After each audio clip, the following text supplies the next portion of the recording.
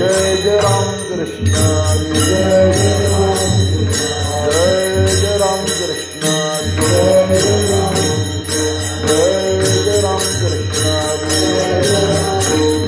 जय जय राम कृष्ण जय जय राम कृष्ण जय जय राम कृष्ण जय जय राम कृष्ण जय जय राम कृष्ण जय जय राम कृष्ण जय राम कृष्ण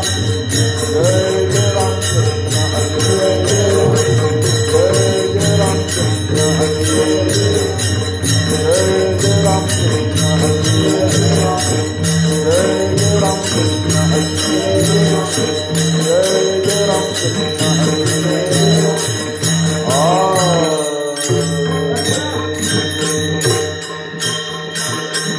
उपदोनिया पुढती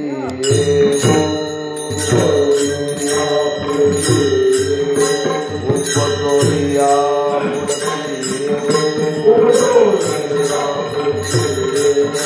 काला खाऊ दही भात काला खाऊ दही भात काला खाऊ दही भात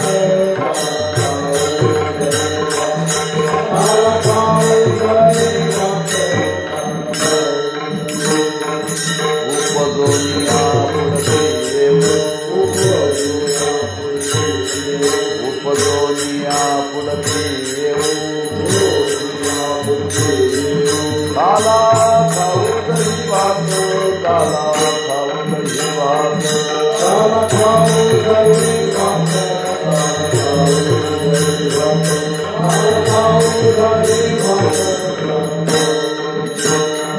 वैकुंठ व्हायचे नाही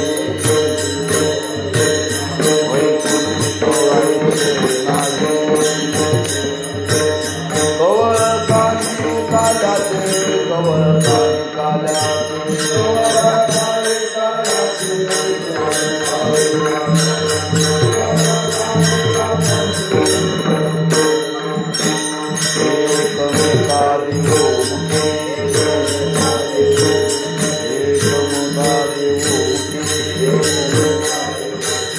दुखे घालो दुखे घालो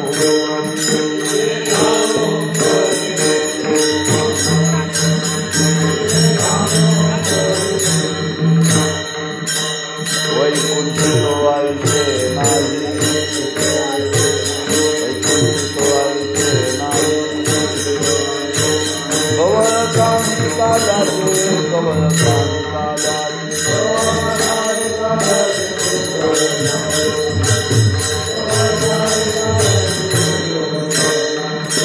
तुका म्हणे वाळवंत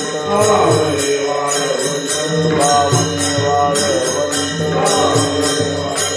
बरवे गीत उत्तम बरवे गीत उत्तम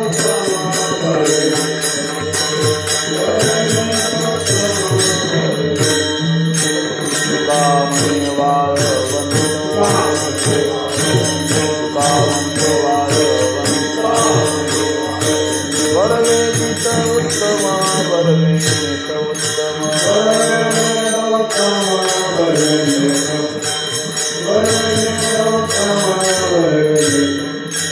वैकुंठित व्हायचे नाही वैकुंठित व्हायचे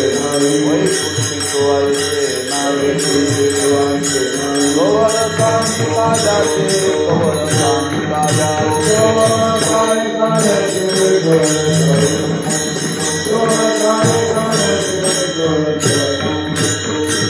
विठोबार कुमारी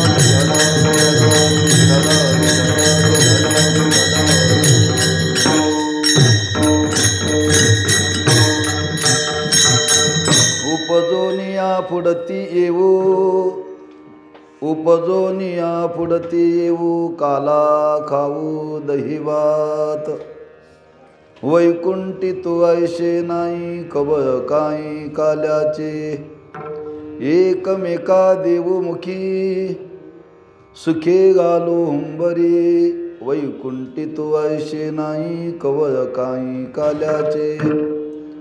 तुका म्हणे वाळवंट तुका म्हणे वाळवंट बरवे नीट उत्तम. वैकुंठी तू ऐशे नाही कवळ काही काल्याचे. पांडुरंगा करू प्रथम नमन दुसरे चरण संतांची. त्यांच्या कृपादानी कथेचा विस्तारू बाबाजी सद्गुरु दास तुका. नमो ज्ञानेश्वरा नमो ज्ञानेश्वरा निवृत्ती उदारा सोपान देवा. नमो मुक्ताबाई त्रिभुवन पावने आद्यत्रे जननी देवाची. नमो सद्गुरु तुकया ज्ञानदीपा. नमो सद्गुरु सच्चिदानंद रूपा. नमो सद्गुरु भक्त कल्याण मूर्ती. नमो सद्गुरु भास्करा पूर्ण कीर्ती. ज्ञान गोदावरीच्या तिरी स्नान केले पांचाळेश्वरी. ज्ञानदेवाचे अंतरी दत्तात्रय योगिया. उपजोनिया फुडती येऊ काला काऊ दहिवात. वैकुंठी तू ऐशे नाही कवळ काही काल्याचे. श्रीमंत जगद्गुरु श्री तुकोबाराय शिवेला घेतलेल्या अभंगातून काल्याचं महत्त्व आणि काल्याचं दुर्लभत्व प्रतिपादन करतात. प्रतिवर्षाप्रमाणे संपन्न होणारा हा नामोत्सव ग्रामस्थ भाविक भक्त यमगे या सर्वांच्या सहकार्याने श्री दत्त जयंतीच्या निमित्ताने आणि त्या उत्सवाची आज सांगता किंबहुना अनेक वर्षापासून चालू असलेला उत्सव आणि त्या उत्सवाचा यावर्षी सुवर्ण महोत्सव आणि त्या सुवर्ण महोत्सवाचा आज सांगतेचा दिवस बरं का. यथामती काही चिंतन करण्याचा प्रयत्न करू. वेळेचं बंधन आहे किंबहुना कीर्तनाला नेहमी वेळेचं बंधन असतंच, पण सगळ्यांना पाळताच येतं मात्र असं काही नाही. पाळलं पाहिजे. तेव्हाचा काल्याचा प्रसंग आहे. तेव्हा आजच्या दिवशी त्या भगवंताच्या चरित्राचं वर्णन करावं असा विधी आहे. चरित्र ते उच्चारावे केले देवे गोकुळे. भगवंताने केलेल्या चरित्राचं उच्चारणाम वर्णन करावं. कुठल्या चरित्राचं वर्णन करावं? गोकुळी देवे केले. गोकुळामध्ये जे भगवंताने चरित्र केलं त्या चरित्राचं उच्चारण करावं. कोणत्या देवाचं चरित्र उच्चारण करावं? कोणत्या तरी देवाचं चरित्र उच्चारण करायचं नाही. आणि उच्चारणच करायचं, आचरणात आणायचं नाही बरं का. असं भगवंताच्या चरित्राच्या संबंधाने वर्णन केलेलं आहे. ज्यावेळी परमात्मा त्या द्वापार युगामध्ये गोकुळामध्ये अवतीर्ण झाले आणि अवतीर्ण होऊन भगवंतांनी दिव्य असं चरित्र केलं आणि ते चरित्र करत असताना त्या चरित्राचा समारोप करत असताना भगवंतांनी आपल्या अवतार कार्यामध्ये काला केला बरं का. आणि तो काला यमुनेच्या वाळवंटामध्ये केला. आता भगवंतांनी तो यमुनेच्या वाळवंटामध्ये काला केला. ज्यावेळी भगवंताने हा काला केला त्या काळामध्ये तुकोबाराय होते बरं का. तदी आम्ही होतो असं वर्णन केले. गायी राखत असताना आम्ही गोपाळाच्या रूपाने होतो आणि तो भगवंतांनी काला केला. भगवंताच्या समवेत आम्ही तो काला सेवन केला आणि काला सेवन केल्यानंतर त्या काल्याची गुढी आम्ही चाकली. तुका म्हणे गोड लागे तो मागे रसना. असा काला आम्ही भगवंताच्या सान्निध्यामध्ये सेवन केला. त्या काल्याची गुढी अशी काही आम्हाला चाकायला मिळाली आम्हाला वाटायला लागलं हा काला सेवन केला, पण पुन्हा सेवन करण्याकरता यावं बरं का. भगवंताचा अवतार होऊन गेला, पण आपण मात्र हा काला करण्याकरता, काला सेवन करण्याकरता पुन्हा यावं अशी इच्छा तुकोबरांच्या अंतःकरणामध्ये निर्माण झाली. नुसती झाल्याने महाराज म्हणतात आम्ही त्याच्याकरता येऊच उपजोनिया पुढती.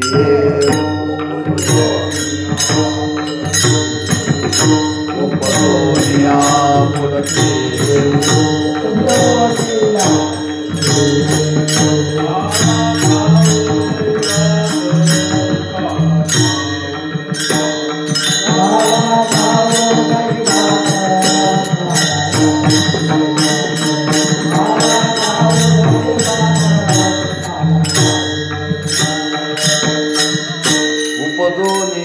पुढती येऊ काला खाऊ दही भात. उपजोनिया येऊ म्हणतात, याचा अर्थ याच्यापूर्वी अनुभव आहे, त्याच्यापूर्वी त्याचा अनुभव आहे,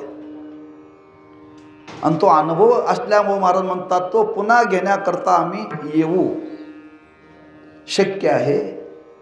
संतांच्या जीवनाचा विचार केला तर संतांना शक्य आहे बरं का. आमच्या तुमच्या जीवनामध्ये तसं शक्य नाही आहे, पण प्रयत्न केला तर काही अवघड नाही आहे. कारण संतांच्या अवताराचा विचार केला तर ते स्वतःच्या इच्छेनं येऊ शकतात आणि स्वतःच्या इच्छेनं जाऊ शकतात बरं का. म्हणून पुन्हा पुन्हा संत या भूतलावरती अवतीर्ण झाले. देव जसा अवतीर्ण झाला तसे संत सुद्धा अवतीर्ण झाले. तेव्हा महाराज म्हणतात आम्ही येऊ उपजोनिया पुढती येऊ. कशा करता? काला खाऊ दही भात. दही भाताचा काला सेवन करण्याकरता आम्ही येऊ. काला शब्द वापरलाय. काला म्हणजे दोन गोष्टी एकत्र कालवलेल्या आहेत, त्याला काला म्हणतात. पण महाराजांनी इथं उल्लेख केला दही भात. दही भाताचा काला का अनेक गोष्टीचा काला केला जातो बरं का. अनेक गोष्टींचा काला जरी केलेला असला तरी दही भाताच्या काल्याला फार महत्व आहे.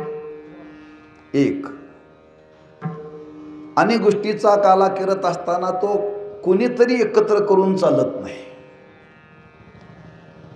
करणाऱ्याचं जीवन त्या मानाचं पवित्र पाहिजे.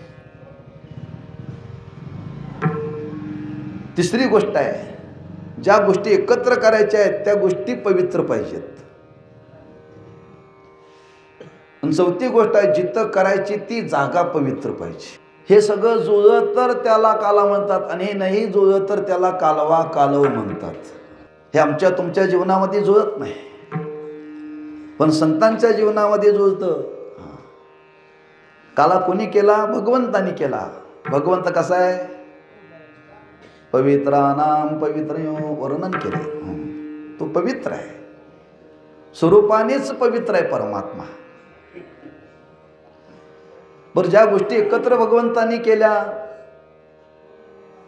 ते दही पवित्र आहे का? पाहेपा दूध पवित्रानी गोड. दूध पवित्र असल्यामुळं त्याच्यापासून पदार्थ निर्माण होणारे सगळे पवित्र आहेत आणि ते पवित्रच देवाला लागतात पंचामृतामध्ये बरं का. दही, दूध, तूप पवित्र. भात सुद्धा हा पवित्र मानलेला आहे, पण त्याला एक बंधन सांगितलं. भाताचं पावित्र्य ठेवण्याकरता भात शिजवत असताना मीठ भातात टाकायचं नाही. मीठ टाकलं की भात अपवित्र होतो. मीठ टाकलं की म्हणून पहिल्यांदा देवाला नैवेद्य दाखवत असताना बिगर मिठाचा भात करायचा, मग आपण जेवताना त्यात मीठ टाकून भात खायचा. म्हणून ताटाला मीठ लावण्याची पद्धत आहे. उगाच कमी पडलं म्हणून नव्हे.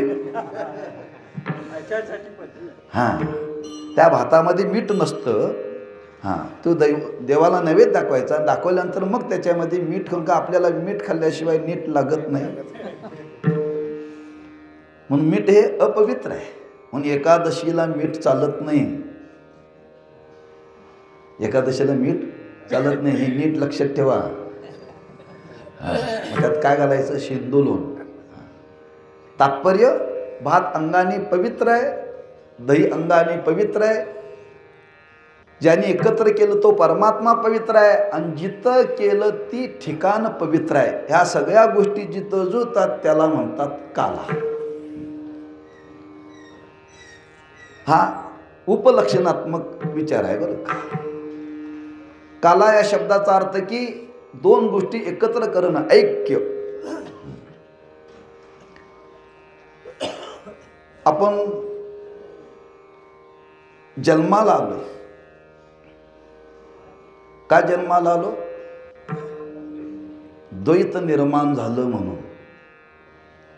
द्वैत निर्माण झालं, स्वस्वरूपापासून बाजूला गेला. आता जीवनाचा शेवट कधी? जीव ब्रह्म ऐक्य कालावर का. हा, स्वरूपापासून दूर गेलो, द्वैत निर्माण झालं. आता आपल्या जीवनाचा शेवट जर करायचा असेल तर आपण त्या परमात्मा स्वरूपाशी एकरूप झालं पाहिजे. तसं सप्ताहाचा आरंभ करताना पहिल्या दिवशी द्वैताचा स्वीकार करून उपासना करावी लागते, नाही का. आता 8 दिवस देवा आम्ही तुझा आनंद भक्तीचा भोगलेला आहे, आता पुन्हा तुझ्या स्वरूपाशी आम्हाला एकरूप करून घे. हे काल्यातून दर्शवायचं आहे बरं का. आता काला झाला म्हणजे आपण वर्षभर आनंदात आपल्या महिमेत राहायचं बरं का. वर्षभर आता आपण महिमेत तो आनंद भोगलेला आहे. आता इतका आनंद भोगायचा, पुढच्या वर्षीपर्यंत आपण तो आनंद भोगायचा, पुढच्या वर्षी पुन्हा द्वैताचा स्वीकार करून आनंद सप्ताह करायचा. त्याचं प्रतीक म्हणजे याचं काल्याचं कीर्तन आहे. पण ज्या गोष्टी दोन एकत्र होतात त्याच गोष्टी एकत्र कराव्या लागतात, बाकी कुठल्या होऊ शकत नाहीत बरं का. जीव आणि ब्रह्म यांचंच ऐक्य होऊ शकतं, तसं दही आणि भात यांचंच ऐक्य होऊ शकतं. ह्या दोन्ही गोष्टी जर एकत्र कावलेल्या तर दोन्ही एकरूप होतात बरं का. एकदा जर भातामध्ये दही जर कालवलं तर ते बाजूला करता येत नाही, येत नाही. म्हणून असा हा काला मानवी जीवनामध्ये आपण आल्यानंतर तो सेवन करावा.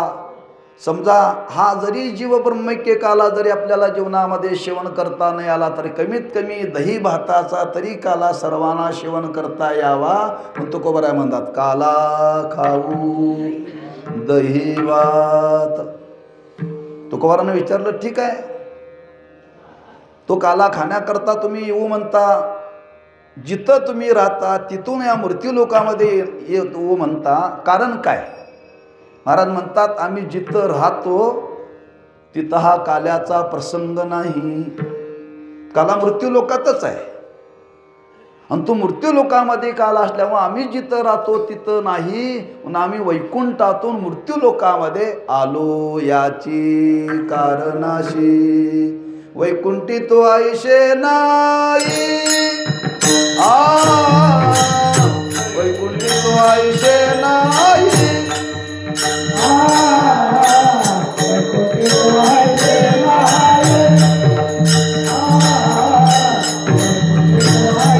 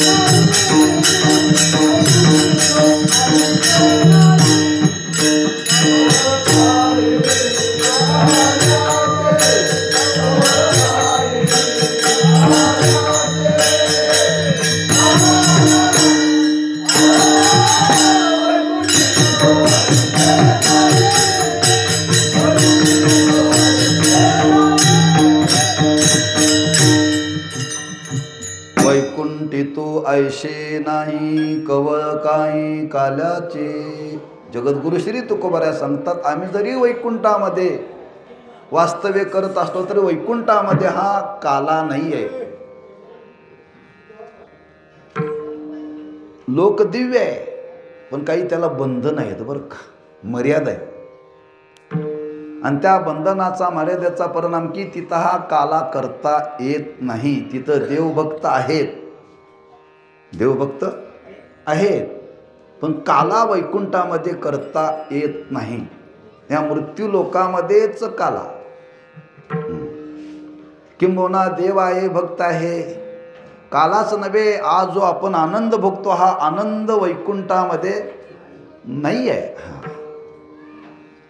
त्याच्याही पुढे जाऊन जर आपल्याला बोलायला ठरलं तर हा आनंद भोगण्याकरता संत वैकुंठातून खाली आले यात नवल नाही. हा आनंद भोगण्याकरता देव सुद्धा वैकुंठातून खाली आला. या सुखा कारणे देव वेडावला, वैकुंठ सोडोनी यमग्यामध्ये आला. बरोबर आहे, मृत्यू का तो आनंद भोगण्याकरता. म्हणजे देवाला सुद्धा तो आनंद भोगता येत नाही. देव सुद्धा या मृत्यू लोकामध्ये येतो. महाराजांना सांगायचं आहे दुर्लभता. हा लोक जरी दिव्य असला तरी त्या लोकामध्ये हा काला करता येत नाही. फक्त मृत्यू लोकातच काला करता येतो. म्हणून तर महाराजांनी वर्णन केले, नको वैकुंठीचा वास आहे तया सुखानाश, अद्भुतार सकदा काळी नामाचा. दुर्लभता फक्त मृत्यू लोकामध्येच. आणि तुम्ही मृत्यू लोकामध्ये कुठंतरी करता येत नाही, देवाच्या सानिध्यामध्ये, नाहीतर संतांच्या सानिध्यामध्ये. देव अथवा संत यांच्या व्यतिरिक्त हा काला करता येत नाही. तुका म्हणे काला वैकुंठी दुर्लभ, तुका म्हणे काला वैकुंठी दुर्लभ, विशेष हा लाभ संत संख्ये.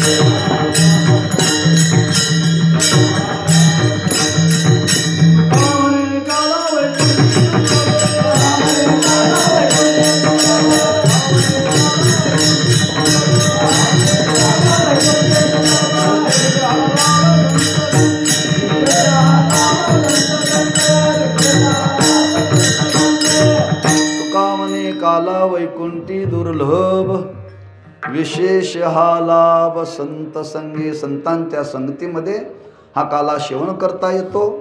म्हणून तो मृत्यू लोकामध्येच आहे, इतर लोकामध्ये नाही. वैकुंठी तो ऐशे नाही नवे नवे कवळ काही काल्याचे.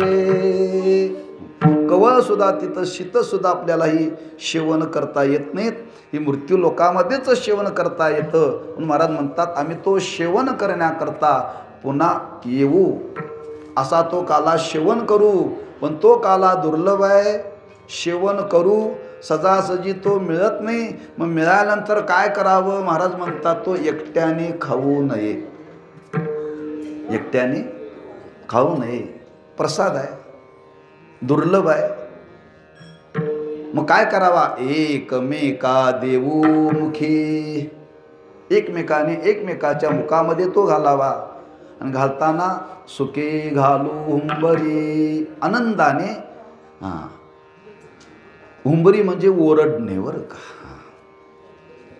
म्हणजे त्या भगवंताच्या नामाचा घोष करावा. आणि अशा नामाच्या घोषामध्ये एकमेकाने एकमेकाला तो काला खाऊ घालावा. महाराजांनी वर्णन केले, काला वाटू एकमेका, काला वाटू एकमेका, काला वाटू एकमेका.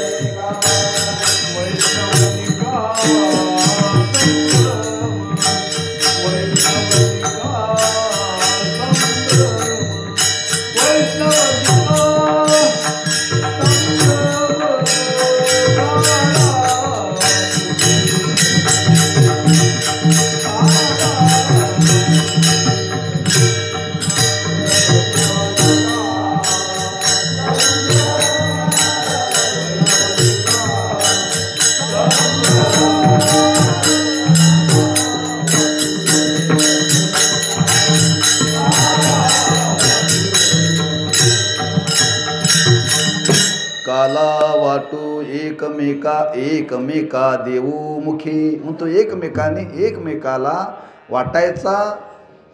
त्या काल्याचं महत्त्व सांगितले. काला वाटत असताना तो खाली पडणार नाही याची दक्षता घेतली पाहिजे. का तो पवित्र आहे. काला आपण सुद्धा काल पुष्पवृष्टी केली. नियम असा आहे ती पडल्यानंतर पायाखाली येता कामा नाही. मग त्याला एक पर्याय काढलाय बरं का. पुष्पवृष्टी करत असताना ती फुलं तयार करायची आणि सगळ्यांनी त्या फुलाला हात लावायचा. ती फिरवायची सगळीकडे बरं का. आणि एकट्याच्या हाताने बरोबर त्या पाण्यावरती पुष्पवृष्टी करायची म्हणजे ते पायाखाली येत नाही. कारण शास्त्रामध्ये त्याचं वर्णन केले. देवाचं जे निर्मल्य आहे ते जर तर पायाखाली आलं तर काय दोष घडतो त्याच्याकरता तुम्ही शिवमहिमनं वाचा. शिवमहिमनं त्याचं चारित्र्य भ्रष्ट होतं बरं का. असं वर्णन केलं. तात्पर्य हा काला आहे, पवित्र आहे आणि त्याचं पावित्र्य हे सांभाळलं पाहिजे. आणि ती दुर्लभता सांगताना महाराज तो काल्याचा प्रसाद आहे. एकमेकाने एकमेकाला तो वाटावा. एकमेका देवमुखी सुखी घालू हुंबरी. असा काला कुठं केला, कुठं करावा. महाराज म्हणतात पवित्र जागा. अशी पवित्र जागा कोणती? निसर्गताच ती जागा पवित्र असावी. आपण घरामध्ये काही सत्कर्म करत असेल तर ती जागा पवित्र करावी लागते. जागा पवित्र करावी लागते बरं का. पवित्र जागेवरती अनुष्ठान करावं. देवाची पूजा करायची. देवाची पूजा करण्याकरता आसन असावं. कशाचं असावं आसन? लोकरीचं. लोकर ही पवित्र आहे बरं का. लोकरीला विटाळ नाही. लोकरीला विटाळ नाही बरं का. मग त्या देवघरामध्ये ती आसनावरती बसून त्या आसनावरती बसून साधना करावी. तसं देवाची पूजा करताना भटजी सांगतात गाईचं शेण आणा आणि ती शेणानी जागा पवित्र करा आणि मग तिथं पूजा मांडा. तुकोबाराय म्हणतात हा काल्याचा प्रसंग आहे. कुठं करावा? अशी निसर्गताच जागा पवित्र देवाने निर्माण केलेली आहे. ते वाळवंट. वाळवंट हे अंगाने पवित्र आहे बरं का. वाळवंटामध्ये गवत उगवत नाही. वाळवंटामध्ये गवत उगवत नाही बरं का. असं हे वाळवंट अंगाने पवित्र आहे. त्या पवित्र वाळवंटामध्ये हा काला करावा. त्या वाळवंटाचं वर्णन करताना असं वर्णन केले. इतकं पवित्र वाळवंट आहे, इतकं पवित्र वाळवंट आहे. वाळवंटामध्ये चालत असताना पायामध्ये वाहना घालून कधी वाळवंटात चालू नये. चालू नये बरं का. दोष लागतो. त्या पंढरी क्षेत्राचं महात्म्य सांगत असताना असं वर्णन केले. पंढरीत प्रवेश केला की पायात चप्पल घालायचीच नाही. अवघड आहे. अलीकडे लोकांना शुगर झाल्या आणि शुगर झालेल्या माणसाला पायाला जर काही टोचला आणि त्या जर जखम झाली तर अवघड आहे ना. पावित्र्य सांगितलंय. अहो नदी ओलांडून जात असताना सुद्धा पुलावरून जाताना सुद्धा चप्पल घालू नये. आज बरीच मंडळी पाहतात आमच्या आश्रमात. बरीच मंडळी आहेत. इंद्रायणीतून पलीकडे जाताना अलीकडे नदीच्या पुलावरती गेली की हातात वाहना घ्यायच्या. पुलावरून चालत जायचं आणि पलीकडे गेलं की का आपण इंद्रायणीतून जातोय. पूल जरी असला तरी त्याच्यातून जातोय. पावित्र्य सांभाळलं पाहिजे. तसंही वाळवंट अंगाने पवित्र आहे आणि त्या वाळवंटामध्ये महाराज म्हणतात हा आम्ही काला केला. तुका म्हणे वाळवंट बरवे नीट उत्तम. ती साधना करण्याकरता अतिशय ते उत्तम आहे. बरोबर नाम आनंद देणार आहे बरं का. संतांनी जो खेळ खेळला वाळवंटामध्ये, भगवंतानी खेळ खेळला तो वाळवंटामध्ये बरं का. आज पंढरी क्षेत्रामध्ये वाळवंटामध्ये कीर्तन होतात. वाळवंटे परमार्थाचा आनंद भोगण्याकरता आहे बरं का. वाळवंटात गेल्यानंतर माणसांनी फुगड्या खेळाव्यात, नाचावं, एक आनंद वेगळा आहे. म्हणून बरवे, नीट, उत्तम आणि अशा ह्या वाळवंटामध्ये तो काला आम्ही सेवन करू, पुन्हा पुन्हा घेऊ आणि तो मिळालेला काला आम्ही एकमेकाला वाटू. असं त्या काल्याचं महत्त्व, दुर्लभत्व मनी मानशी घेऊन तुकोबाराय म्हणतात. वैकुंठी तो ऐशे नाही कवळ काही काल्याचे विठोबा रखुमाई. विठोबा रखुमाई, विठोबा रखुमाई, विठोबा रखुमाई. कुंडली कवरधारी विठ्ठल श्री ज्ञानदेव तुकाराम. विठोबा रखुमाई. कुंडली कवरधार श्री ज्ञानदेव विठोबा रखुमाई, विठोबा रखुमाई.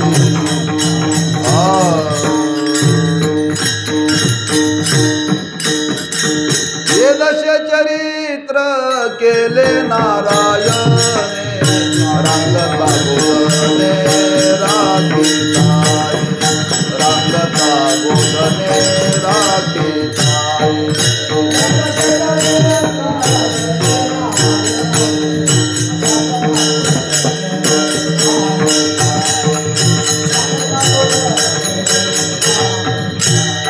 माझी वाणी तुझे वरणी गुण नाम,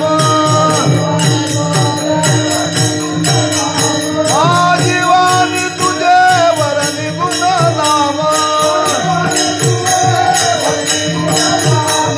माझी वाणी तुझे वरणी गुण नाम.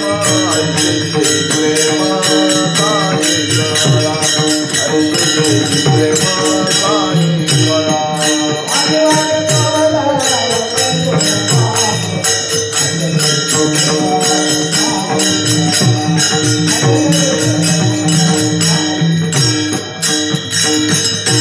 हे दशे चरित्र केले नारायणे रांगता गोधने राखीताई. भगवंतानी त्या गोकुळामध्ये अवतीर्ण झाल्यानंतर केलेलं चरित्र आहे.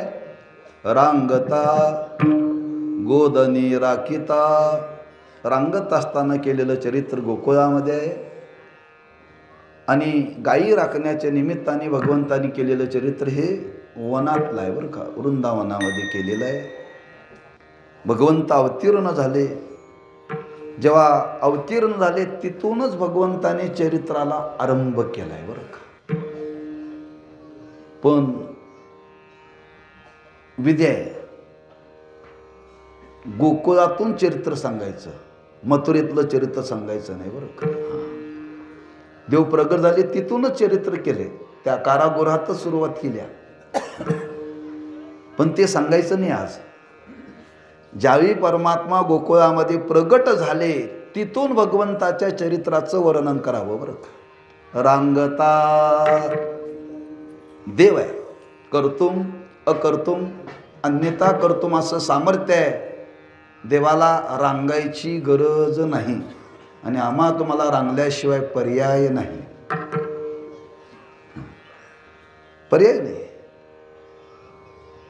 न रांगता देवानी चालायला सुरुवात जर केली असती तर काही बिघडलं नसतं, बिघडलं नसतं. पण देवाला काही चरित्र करायचं होतं आणि ते चरित्र करत असताना रांगत असताना चरित्र करायचं होतं बरं का. तेव्हा देवाला रांगावं लागलं.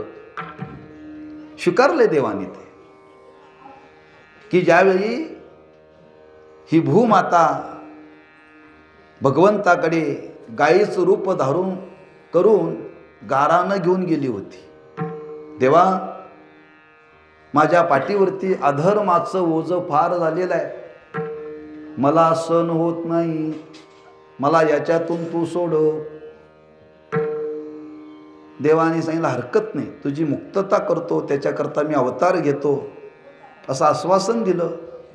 आणि त्याप्रमाणे देव अवतीर्ण झाले.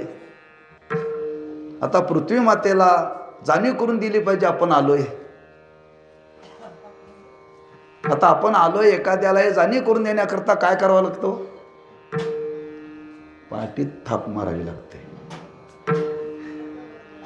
पाठीमध्ये आपण जर तिकडं बघत असेल आणि आपल्याला कोणी भेटण्याकरता आला असेल तर तो मागच्या बाजूनं काय करतो? पाठीमध्ये थाप मारतो. तो भगवंतानी ह्या पृथ्वी मातेला मी आलोय हे सांगण्याकरता थाप मारण्याकरता देव रांगले. रांगल्याशिवाय थाप टाकता येत नाही बरं का. थापडतायत माते मी आलोय चिंता करू नको. हे रांगत असताना भगवंतानी केलं किंवा हे पृथ्वी मातेला सांगण्याकरता देवाला रांगावं लागलं. दुसरं भगवंताचं रांगण्याच्या मागं कारण आहे. मागच्या अवतारामध्ये त्या विमला अर्जुनांना शाप दिला होता. ते वृक्षाच्या रूपाने होते. त्यांनी काही दृश्य जीवनामध्ये पाहिलं होतं आणि ते पाहिल्यानंतर त्यांना शाप दिला होता, तुम्ही वृक्ष व्हाल. मग त्यांनी सांगितलं हरकत नाही, आमची मुक्ततामध्ये द्वापार युगामध्ये देव अवतीर्ण होईल आणि तुमचा उद्धार करेल. ते 2 वृक्ष भगवंताच्या त्या नंदराजाच्या दारामध्ये होते. आता त्यांचा उद्धार करण्याकरता देवाला रांगावं लागलं. कसं रांगावं लागलं? आता देव रांगायला लागले. रांगायला लागल्यानंतर यशोदे मातेने विचार केला, ह्या बाळाला आवरावं का घरातलं काम आवरावं? एकदा जर मूल रांगायला लागलं तर ते आवरत नाही बरं का. किती तुम्ही त्याला आणा ते पुन्हा जातंच. म्हणून यशोदे मातेने विचार केला, ह्याला आवरता आवरता घरातली कामं आवरता येईना म्हणून त्याला उकळाला बांधलं. उकळाला बांधलं आणि उकळाला बांधला आणि यशोदा माता कामामध्ये रत झाली. आता त्या देवाला उकळाला बांधले. आता देवाला उकळाला बांधलं काय आणि कशाला बांधलं काय? देवाला कार्य करायचं होतं. उकळ घेऊनच देव निघाले बरं का. उकळ घेऊन देव निघाले. वाडा होता. वाड्याला चौकट मोठी असते बरं का. त्या वाड्यातून देव बाहेर पडले. पण बाहेर आल्यानंतर ते 2 वृक्ष होते. ते दोन्ही वृक्षाला ते लागलं, आडवं झालं. देव पुढं निघाले. देवाच्या त्या ओढण्याने दोन्ही वृक्ष उन्मळून पडले बरं का. त्यांचा उद्धार करण्याकरता देवाला हे रांगावं लागलं. दशे चरित्र केले नारायणे रांगता. पण देवाचं सगळंच रांगणं सांगायला लागलो तर कीर्तन वेळेत आवरणार नाही बरं का. देव आता चालायला लागले. मग कीर्तनातले देव लवकर चालतात बरं का. आता देव चालायला लागले. चालायला लागल्यानंतर देवानी खोड्या करायला सुरुवात केली. बालपणापासून देवाने खोड्या करायला सुरुवात केली. घरात खोड्या करायच्या, बाहेर खोड्या करायच्या. मग पाय देवाला आले. देवाला आल्यानंतर देव अनेकांच्या घरामध्ये चालले. अनेकांच्या घरातलं दही दूध खाऊ लागले. बालपणामध्ये खोड्या केलेल्या शोभतात बरं का.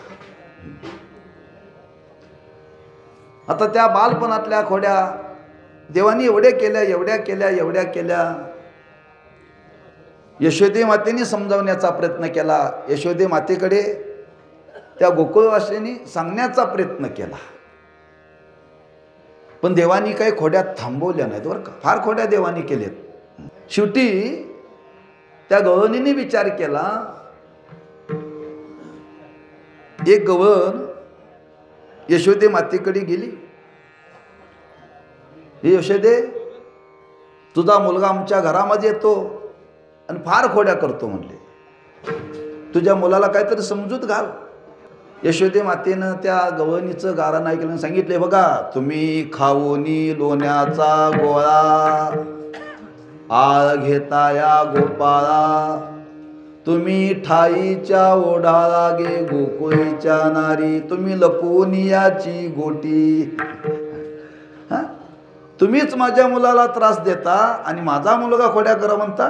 श्रीरंग माझा वेडा याला नाही दुसरा जोडा तुम्ही याची संगत सोडा गे गोकुळच्या नारी तुम्ही याची संगत सोडा गे गोकुळच्या नारी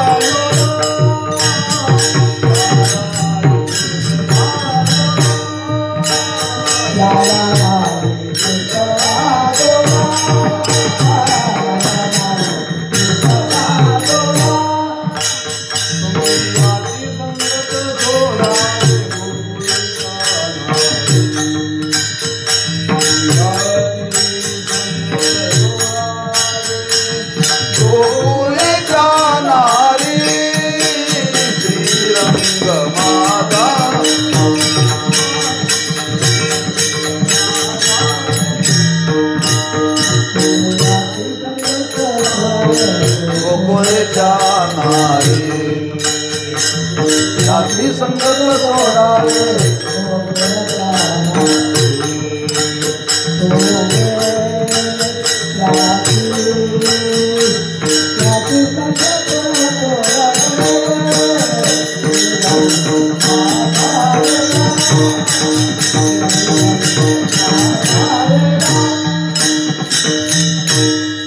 याची संगत सोडा गे गोकुळीच्या नारी यशोदे मातेने सांगितलं तुम्ही याची संगत सोडा त्या गवनीने विचार केला याची संगत भोगण्याकरता तरी आम्ही आलो आहे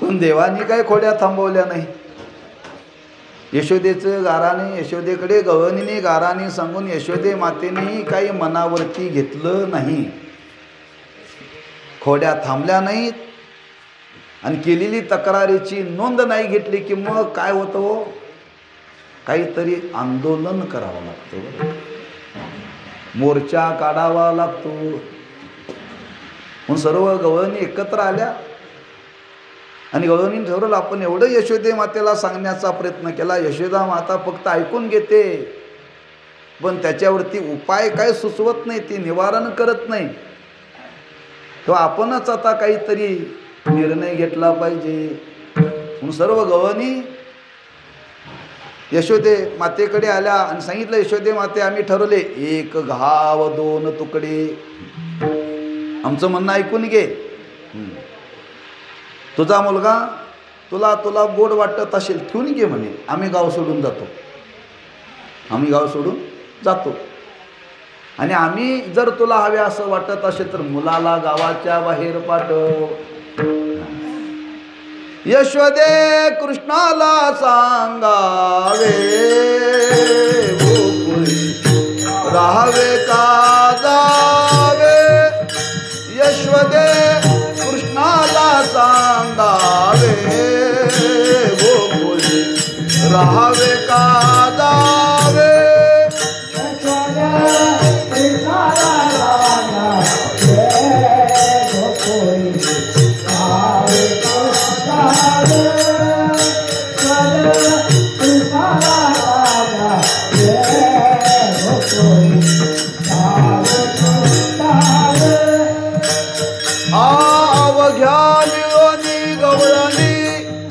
यशोदेची संगती ताराने याच्या भेने गोकुळ सोडावे गोकुळी राहावे का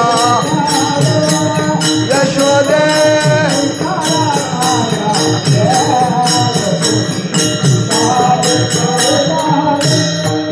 अशी गवळणीने यशोदे मातेकडे तक्रार केली यशोदे मातेने ते गाणं ऐकून घेतलं आणि विचार केला आपण आपल्या मुलाला गावाच्या बाहेर पाठवावं सांगितलं कृष्ण आता तू गावात राहायचं नाही आहे.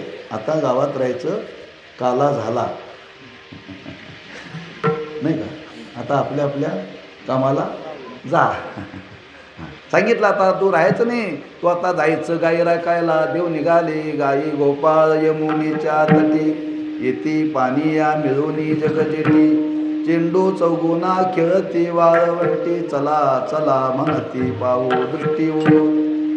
देव गाई राखण्याच्या निमित्ताने वनामध्ये गेलेले आहेत.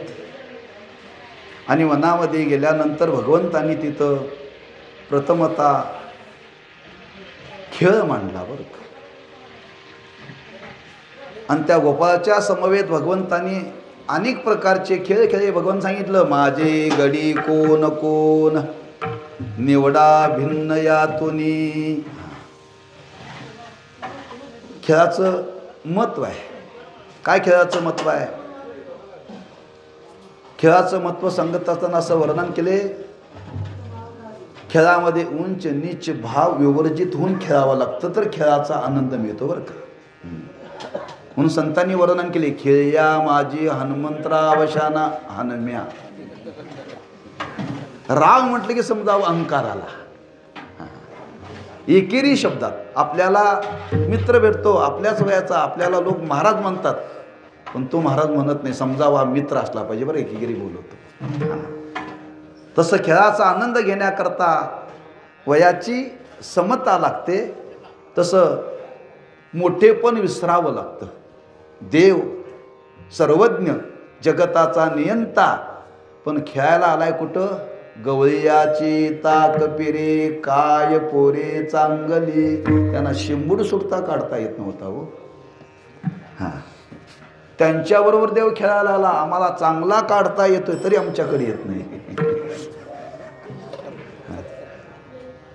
म्हणून खेळाचा आनंद भगवंतांनी त्या गोपाळाच्या समवेत घेतला, त्यांना आनंद दिला. सगळे खेळ देवाने खेळे, मर्दानी खेळ खेळे बरं का. आता फक्त खेळाची नावं राहिलेत, खेळ राहिलेला नाही आहे. पण ते खेळ खेळता देवाने विचार केला, खेळातून आनंद आपण ह्या गोपाळांना दिला. ज्या वनामध्ये आपण आलो गाई राखण्याकरता, इथं वृक्ष आहेत, वेली आहेत, यमुना वाहते आहे, हा सर्ग निसर्ग आहे. यांना सुद्धा आपण आनंद दिला पाहिजे. आणि त्यांना आनंद देण्याकरता देवाने वेणू वाजवला बरं का. आणि त्या वेणूतून त्यांना आनंद दिला. किती आनंद दिला? महाराज म्हणतात भगवंतांनी वाजवलेला वेणू आहे हो. मृदू मधुर मधुर वाजवितो वेणू. आणि त्या वेणूचा परिणाम महाराज म्हणतात एवढा परिणाम झाला, भुलविले वेणू नादे,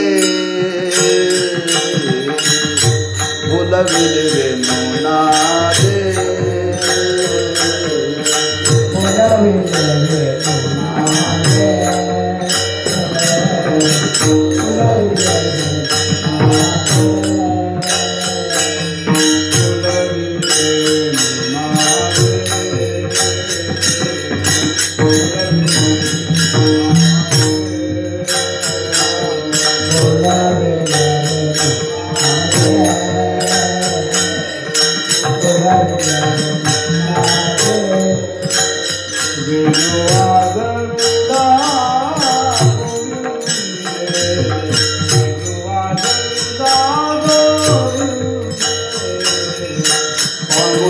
यमुना जरा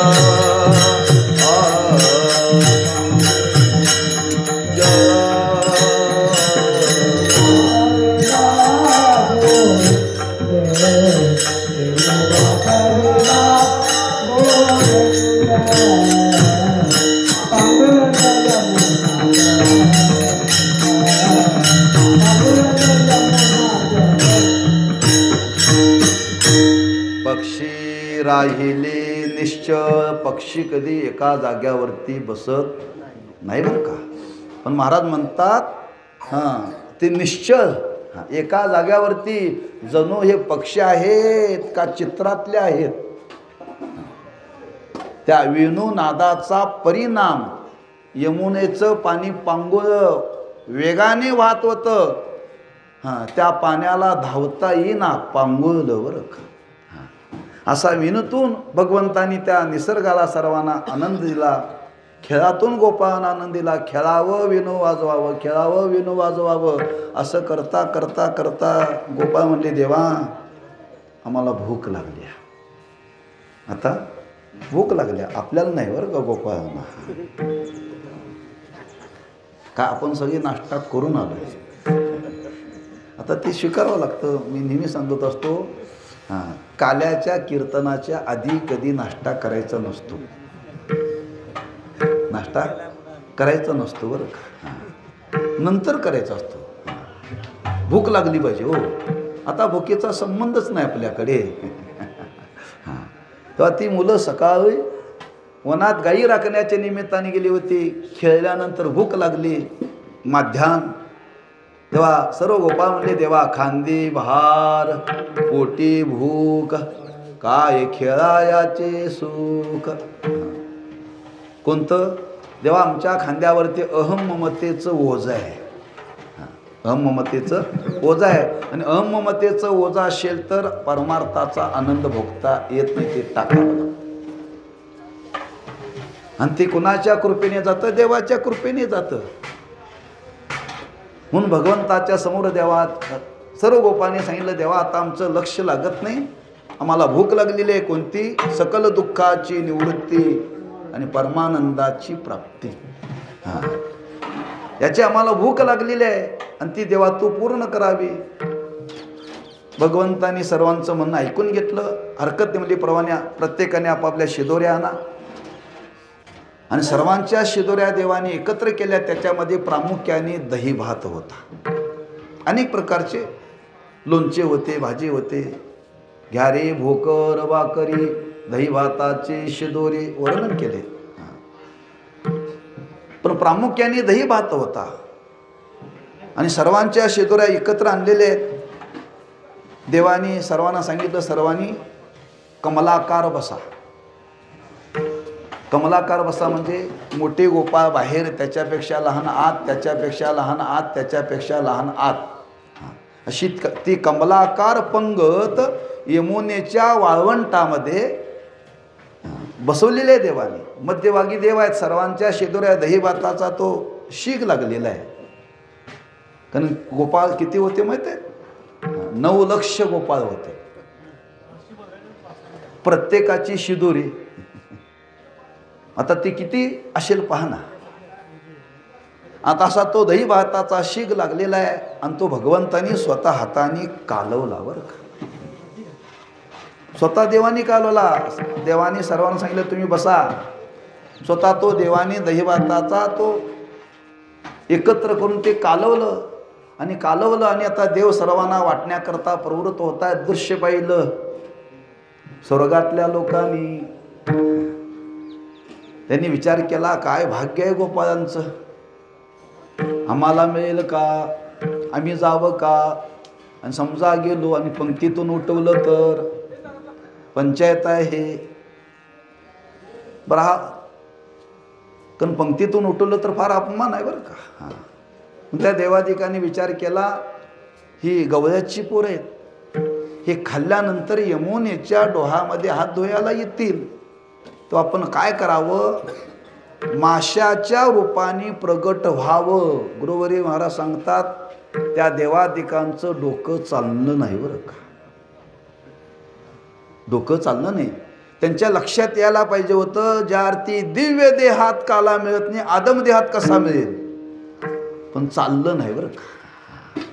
का जी सत्तेनी मोठे असतात ती डोक्याने कमी असतात. त्यांच्या लक्षात आलं नाही. माशाचा देह म्हणजे आदम आहे. आदम देहातही काला सेवन करता येत नाही आणि उत्तम देहातही काला सेवन करता येत नाही. तो या मध्यम देहामध्ये नुसता मध्यम असून चालत नाही. त्याला गोपाळ तरी झालं पाहिजे, नाहीतर वारकरी तर झालं पाहिजे कलियुगात. तर आपल्याला कालन सेवा करता येतो. म्हणून भगवंतानी जाणलं आणि तो काला वाटताना सांगितलं, सर्वांनी पोटभर खायचा, कोणीही यमुनेच्या डोहाकडे हात धुवायला जायचं नाही आहे. लहान एक गोपाळ होता. म्हणजे देवा का जायचं नाही? देवाने सांगितलं तिथं बागुल बुवालाय. मग काय करायचं देवा? अरे आपल्या हक्काची जग आहे, टिरी सांगा ते बालपणाची सवय इथून असं करायचं. तसं खायचं आणि इथं पुसायचं. सर्वांना सूचना देणे आणि भगवंतांनी तो एकत्र केलेला दैवताचा काला देव वाटण्याकरता प्रवृत्त झाले. भानुदास गीती गात, भानुदास गीती गात,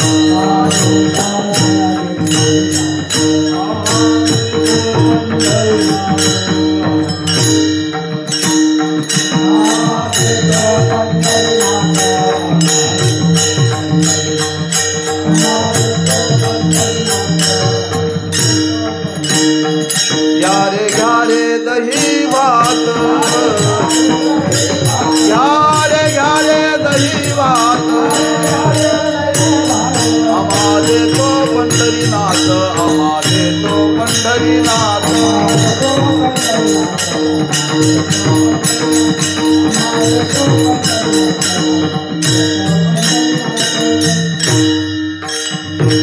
ज्ञानेश्वर माऊली, ज्ञानराज माऊली तुकाराम. जय जय ज्ञानेश्वर माऊली, ज्ञानराज माऊली तुकाराम. जय जय ज्ञानेश्वर माऊली, ज्ञानराज माऊली तुकाराम. जय जय ज्ञानेश्वर माऊली, ज्ञानराज माऊली तुकाराम.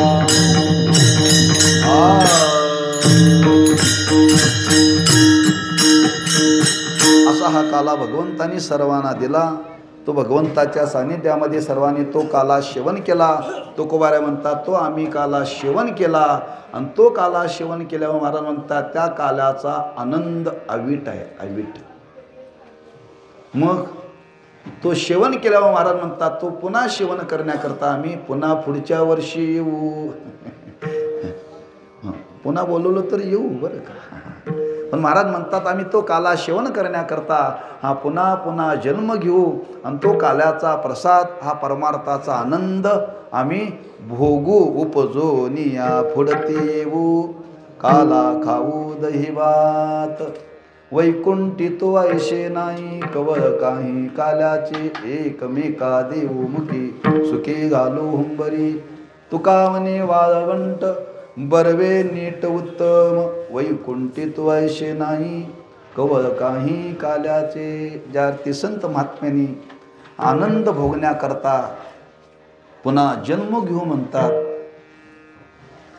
आपण काय करायचं? आपण एवढंच करायचं, आम्हाला मिळालेला जन्म आहे हा उरलेला आयुष्याचा काळ तरी वाया जाऊ नये. आमच्याकडे काय एवढं स्वातंत्र्य नाही संतांच्या सारखं, पण मिळालेला तरी आता तरी पुढे हाची उपदेश. नका करू नाश. नाही 50 वर्षात माळ घातली, आता 51 वर्षात घाला. नाही 50 वर्षात तिकडे फिरकला, इथून पुढं तरी या आता तरी. कारण संतांनी हा जन्म घेऊन आनंद भोगला. आपल्याला मिळालेला जन्म तरी वाया जाऊ नये ना. जन्मा आली वाया गेली, देवळाकडे नाही आली, भक्ती नाही केली. जर हा परमार्थाचा आनंद भोगला नाही तर महाराज म्हणतात जन्म वाया आहे. किंवा आपला उर्वरित आयुष्याचा काळ तरी वाया जाऊ नये. हा परमार्थाचा आनंद इतका भोगायला मिळावा, इतका भोगायला मिळावा की तो आनंदाचा भोगता भोगता भोगता त्या आनंदामध्येच आमचा शेवट व्हावा. शेवट व्हावा म्हणजे देवाशी एकरूप व्हावं, म्हणजे काला व्हावा. एवढीच आमच्यावरती त्या भगवान दत्तात्रयाने कृपा करावी अशी त्यांच्या चरणी प्रार्थना करून आपण आजच्या ह्या सेवेला पूर्णविराम देऊ. पायाच्या प्रसादी काही बोलिलो विनोदी, मज क्षमा करणे संती नव्यंगभूत युक्ती. नोहे या उपदेश तुमचे बडबडिलो शेष, तुमच्या कृपेचे पोसणे जन्मोजन्मी. तुका म्हणे तुकाराम तुकाराम तुकाराम तुकाराम.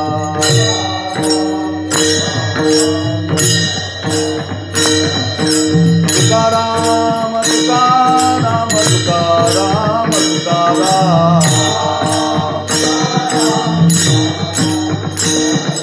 तुकाराम तुकाराम तुकाराम तुकाराम.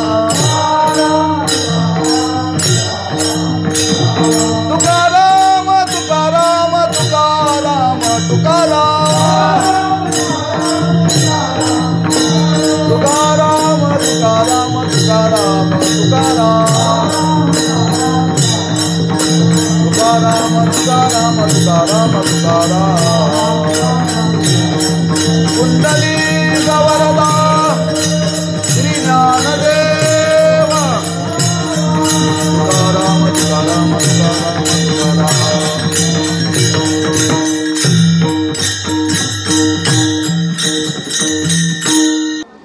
कामनी वाळवंट